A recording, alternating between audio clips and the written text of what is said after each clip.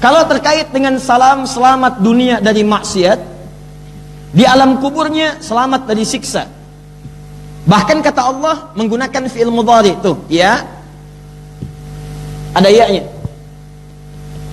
Allah tidak mengatakan wassalamun alaihi yauma fil qubur, tidak. Tapi wa yauma yamut. Akan, sedang, akan, nanti. Ya, fi'il mudhari bisa present, continuous, future. Bisa progresif. Nanti saat akan terjadi atau sedang terjadi. Kata Allah, bahkan bukan hanya di alam kuburnya. Saat sedang akan wafat pun dia akan diselamatkan dari dahsyatnya sakaratul maut. Jangan dikira sakaratul maut itu mudah. Jangan dikira. Nanti saat peristiwa itu terjadi, akan ditampakkan kebiasaan-kebiasaan orang yang akan wafat itu. Jika terbiasa dia berbuat maksiat, maka maksiat akan ditampakkan dalam benaknya, membuat kacau keadaan pikirannya. Diganggu kemudian oleh setan, itu yang menyebabkan pikirannya sering meracau, mulutnya sering mengacau, tindakannya tidak terukur. Kadang pukul sana, pukul sini, kadang macam-macam mengamuk dan sebagainya. Itu tidak mudah. Tapi ada orang-orang yang ketika akan wafat, Allahu Akbar, mudah sekali. Kata Nabi bagaikan mengeluarkan satu rambut itu, ya, yang sangat halus, tipis dari adonan tepung yang luar biasa lunaknya. Tinggal narik. Bahasa Qurannya surah ke-89 ayat 27 sampai 30. Ya ayyatuhan nafsul mutmainnah. Hei jiwa yang tenang. Jadi tenang aja kedatangan malaikat. Assalamualaikum, waalaikumsalam. Tenang aja. Ada apa? Ulang yuk. Ayo. Santai aja. Jadi kamu ridha dengan apa yang aku berikan, aku pun akan ridha dengan apa yang telah kamu kerjakan, kata Allah. Lihat kalimatnya, ya ayyatuhan nafsul irji'i ila rabbiki radiyatan mardiyah, ridha dan diridhai. Saya ridha dengan kamu, kamu pun akan ridha dengan saya. Makanya kata Allah, orang-orang baik itu sebelum pulang ditampakkan surganya, hasil dari amal baiknya ditampakkan. Ya, makanya kalimat Qur'annya fadkhuli fi ibadi wadkhuli jannati. Kamu jadi bagian dari hambaku, aku sudah siapkan surga untukmu, dibentangkan amalan-amalannya. Makanya pernah saya kisahkan di masa-masa yang lalu, ada sahabat Nabi itu ketika wafat, dia mengigo dengan kalimat-kalimat yang indah. Ya Allah, kenapa bukan yang baru? Ya Allah, kenapa tempatnya nggak lebih jauh lagi? Ya Allah, ya Allah, ya Allah. Orang ini ahli masjid, biasanya posisinya sayap kanan pojok. Nabi ke masjid, orang ini tidak ditemukan, sampai ditunggu. Menjelang azan, tunggu barangkali terlambat. Setelah agak sekian lama orangnya tidak datang, maka dikumandangkan kemudian iqamah. Tunaikan sholat, begitu selesai ditengok ke rumahnya, cukup agak jauh jaraknya, sampai ke depan rumahnya, keluar kemudian istrinya setelah disampaikan ada Nabi, ditanya kemana suamimu tidak ke masjid, kata beliau telah wafat ya Rasulullah. Apakah ada sesuatu yang aneh pada dirinya? Tidak ya Rasulullah, kecuali dia menyebutkan kalimat-kalimat yang tidak aku pahami. Apa kalimatnya? Dia mengatakan, ya Allah, kenapa nggak lebih jauh lagi tempatnya? Ya Allah, kenapa bukan yang baru ya Allah? Kata Nabi, berbahagialah dia. Tahukah engkau ketika dia mengatakan, ya Allah, kenapa nggak lebih jauh lagi? Dia terbiasa ke masjid. Dia berjalan kaki untuk ke masjid. Ketika di sakaratul maut ditampakkan oleh Allah pahala berjalan kaki ke masjidnya. Di setiap telapaknya itu ada pahalanya. Tapak pahala. Bahkan sampai ke masjid 25 kebaikan. Jarak satu keduanya 500 tahun. Dua ketiganya 500 tahun. Sampai ke 25-nya itu baru datang. Begitu baru datang dapat 25. Di hadis Muslim. Kalau pengen lihat nanti saat mau sakaratul maut tuh, ya, nanti kelihatan. Wah.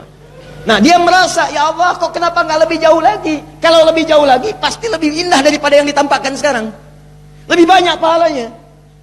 Nah, tiba-tiba di musim dingin itu dia berjalan, dia temukan seseorang yang sedang kedinginan. Dia buka pakaian luarnya, dia pakaikan pada orang itu, dia berangkat dengan pakaian di dalamnya.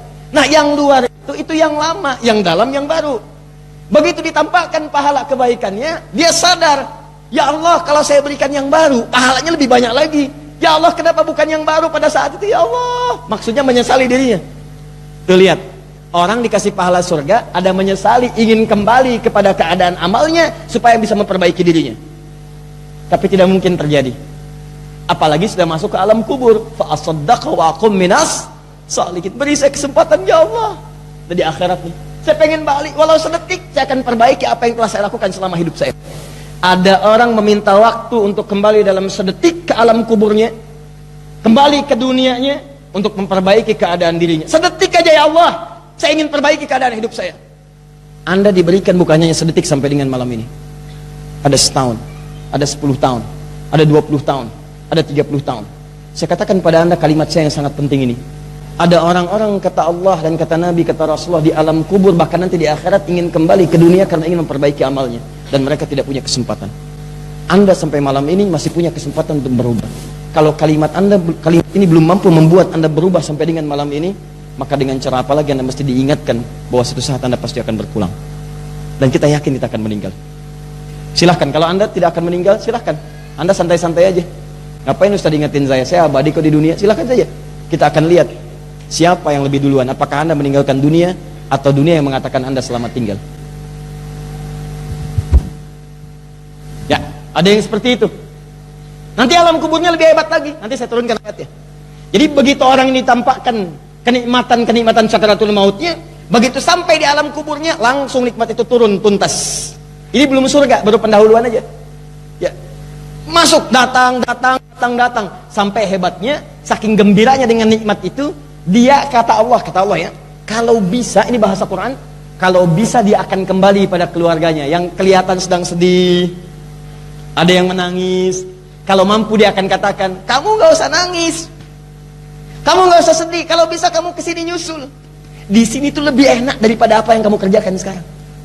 Kamu kerja capek, berangkat lagi gelap, pulang gelap. Saya pulang kok ditangisin. Kamu yang harusnya menangisi diri kamu sendiri. Saya tuh enak di sini. Kalau bisa kamu cepat nyusul di sini. Gak ada kerja lagi, gak ada capek lagi, gak ada sholat lagi. Sekarang tinggal menikmati apa yang telah aku katakan padamu saat aku hidup dulu. Nanti ayatnya ada. Sampai ke alam kuburnya selesai, sampai dibangkitkannya spesial. Nanti saya tunjukkan yang paling spesial.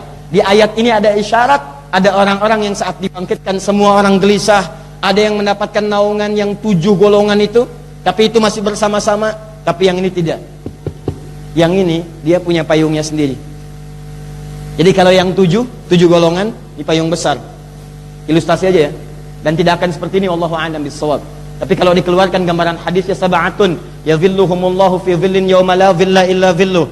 Ada 7 golongan dinaungi di akhirat nanti. Ya, awas dengan satu naungan yang besar. Zillatun, naungannya disebut dengan midhallah. Sekarang bahasa Arab sekarang midhallah disebut dengan payung. Ada payung besar, tenda. Tuh di luar ada tenda. Tenda itu hanya akan menaungi 7 golongan saja. Saat yang lain kepanasan, keringat kemudian mengalir, naik ke atas, sampai sudah baunya sudah tidak tahan. Ya, gerahnya bukan cuma gerah. Semua orang diilustrasikan dalam riwayat-riwayat yang sahih, semua sudah cepat pengen dihisab. Padahal dia tidak tahu tuh masuk surga apa neraka. Tapi nggak peduli, yang penting pengen cepat hisab. Nanti begitu hisab lebih menegangkan lagi. Jadi tatkala orang itu tegang, keluar keringat, takut macam-macam, gelisah, minta syafaat ke Nabi Adam, Nabi Nuh, terus sampai ke bawah, sulit ditemukan. Semua mereferensikan Nabi Muhammad. Semua mencari, minta, ya Allah hisab sekarang. 7 golongan santai aja. Kenapa tuh? Iya, ribut amat ya. Iya, si amat aja nggak ribut. Iya. 7 golongan. Al-imamul adil, imam yang adil. Syabun kana qalbuhu muta'alliqun bil masajid. Ada anak muda yang hatinya lekat dengan masjid. Ya, rajulani tasyabani yatahabba fillah. Ada 2 orang yang saling berkasih sayang karena Allah Subhanahu wa taala, bertemu karena Allah, berpisah karena Allah. Di dia itu punya rencana-rencana, bersahabat dengan baik untuk menuju surganya. Kalau ada gerakan menghafal Quran, dia saling berbincang, yuk kita menghafal Quran. Dia bekerja sama-sama, dia punya program menghindari maksiat, menghindari yang haram. Terus berpisah karena Allah. Kalau pisahan saling mendoakan, itu kalau ke surga dikumpulkan lagi. Bahkan nanti temannya bisa bermohon kepada Allah, ya Allah, saya punya sahabat si fulan, saya tidak melihatnya hari ini. Ya Allah, dengan perkenanmu berikan syafaat kepadanya, ya Allah, jadikan dia bersama saya di sini. Saya mohon ya Allah, saya bersamanya di dunia dan satukan saya di akhirat bersamanya. Ya. Tapi nanti, maaf, ini baru contoh 3. Ada lagi 1 golongan yang payungnya terpisah. Ya, 1. Jadi kemana-mana itu datang kepadanya. Ini di tenda nih ya. Ini kan tenda besar nih. Kalau tendanya kemudian keluar dari teman-teman, suasana hujan, basah nggak?